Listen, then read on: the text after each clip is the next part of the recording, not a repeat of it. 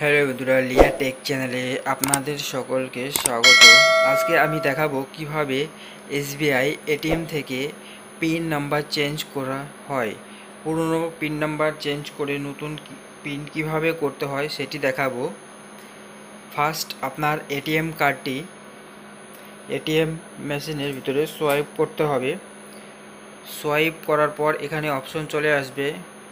যতক্ষণ না ট্রানজাকশন হয় ততক্ষণ আপনি আপনার কার্ডটি রিমুভ করতে পারবেন না। A transaction is been processed, please wait, please select language। এখানে আপনি কোন ভাষায় ট্রানজাকশন করবেন সেটি ক্লিক করতে হবে। এখানে আমি ইংলিশ করলাম।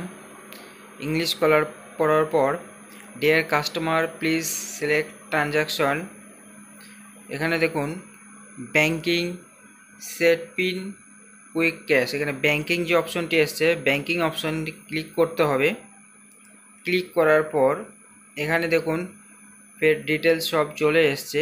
এখানে দেখুন পিন চেঞ্জ যে অপশনটি এসছে পিন চেঞ্জ অপশনটিতে ক্লিক করতে হবে। ক্লিক করার পর এখানে দেখুন এনি নাম্বার বিটুইন 10 অ্যান্ড 99, 10 থেকে 99-এর ভিতরে যে কোনো দুটো সংখ্যা আপনাকে কিপ্যাডে এখানে দাবাতে হবে।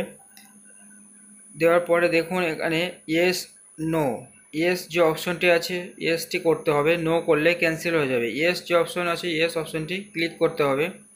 ক্লিক করার পর এখানে দেখুন please enter your correct pin. এখন বর্তমান যে পিনটি আপনার আছে সেই পিনটি দিতে হবে। First please enter your new pin. এবারে আপনি পিন চেঞ্জ করে নতুন যে পিনটি দেবেন সেই পিনটি দিতে হবে।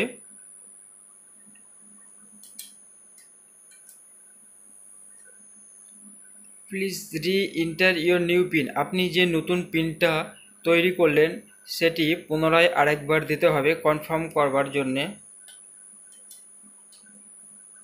Your transaction is been process, please wait.